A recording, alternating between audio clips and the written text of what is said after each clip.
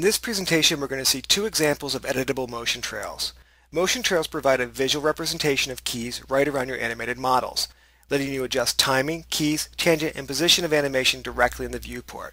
When we play back our animation, you'll see that we have some motion capture data that's been applied to a human IK rig, and we want to use editable motion trails to help us fix this foot that passes through the hovercraft. So the first thing that I'm going to do is just grab the IK handle on this foot and create a new animation layer so that whatever changes we make will be non-destructive. Now we can create the editable motion trail. We'll bring the options up for this, and I want to set my pre and post frames to a value of 50, so this motion trail will be on screen around my character for basically 100 frames. We'll also increase the trail thickness to something kind of fat like a value of 4, and we'll go ahead and create it. So now as I scrub through my time slider, you can see that editable motion trail sort of bleeding on and off based on my current frame, and we get this really clear representation as to where that foot's going. You can also see all the subtle detail that that motion capture has. So what we want to do is just modify a slight tweak of this foot as it passes over the hovercraft. So we'll set a keyframe where the foot lands, we'll rewind our time a bit to where the foot takes off and set another keyframe, and we'll finish off by setting a third keyframe right where that foot's passing through the hovercraft.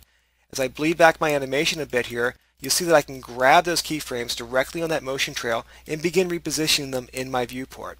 So if you think about what we're doing here is we're just modifying this dense motion capture data with 3 simple keyframes. The editable motion trail lets me see exactly where that's going, and you can see that we still are preserving all that subtle detail that the motion capture has. The other thing that's kind of cool about this is because we've done this on an animation layer, I can turn on and off the effect simply by enabling the layer. I can also start to adjust the weighting, and you'll notice that the editable motion trail respects the animation layer weighting properly. So no matter what I'm doing, I'm always getting a nice visual representation as to where that foot's going to go, regardless of what attributes I have set in my animation layers. The other thing that's really kind of cool about this is because we're doing this on top of a human IK control rig, I still have that full power of the human IK solver at my disposal. So if I take this editable motion trail and I push it back to an area where that limb can't actually make it, I can just go into the attributes for the IK handle for that leg and start to dial in a little bit of pull. So this will let the energy travel past the body part and start to use that full body rig that we saw in the previous demos.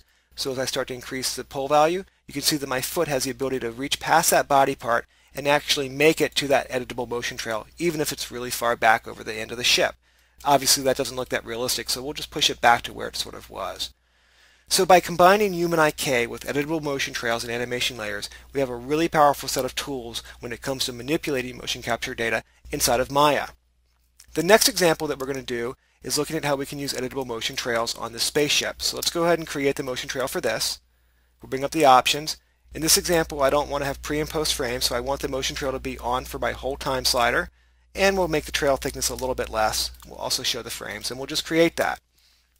So it's important to realize that the motion trails inside of Maya are just nodes. So any of the attributes that you set on one motion trail can be unique for it. So in this example, we'll have this guy become a different color. So what we're going to do is we're going to use some of the interactive controls on the motion trail that we have in the viewport to start adjusting timing information and tangent information. I'm going to bring up the graph editor, not because I want to use it to manipulate this curve, I just want to have it up so you can visualize what I'm doing in the viewport and how it affects the keyframes and the tangents in the actual graph editor. So let's go ahead and get that graph editor up. And for this example, I'm going to switch over to out of the classic Maya graph editor into the unified graph editor. This graph editor is consistent across media entertainment products, so if you work in Max or Motion Builder, you'd have the exact same graph editor. So if you're jumping from app to app, it actually makes it a little bit easier to work with. So what we have here is we've got this zoom layer. And on this zoom layer, we've got obviously 3 function curves for X, Y, and Z, and that really is the positional information for this ship's movement. And notice that I've got this kind of weird spike in there. So what I want to do is I want to smooth that out a little bit.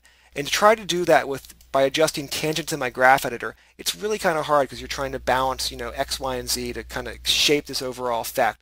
So inside of Maya now, we have the ability to just right mouse click on any of the editable motion trails and simply turn on the in and out tangents in the 3D viewer. So now when I select this keyframe, I can just grab those tangents and begin positioning them.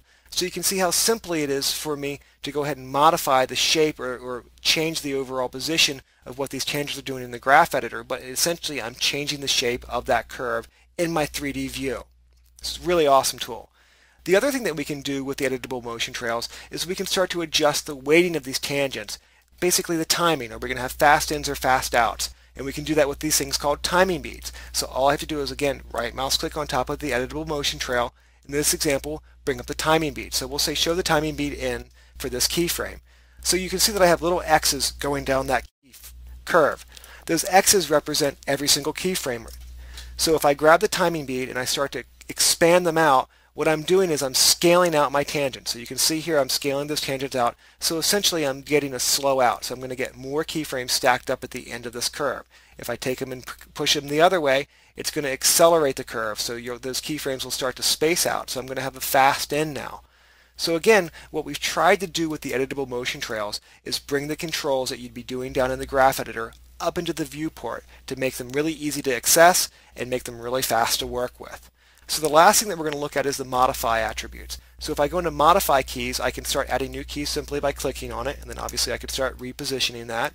I can also go into modify keys to start adjusting the overall keyframe value. So if I go back into modify and I hold down my shift key and start to swipe here, you can see that I get tick marks that represent every keyframe, and I'm actually just changing the position of where that key lives in time. So I'm not changing the positional information, I'm changing the timing information for it.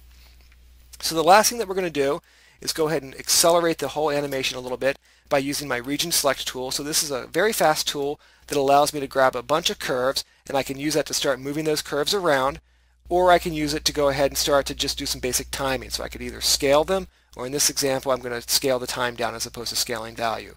So we'll just kind of compress this down so that my ship flies through this very fast.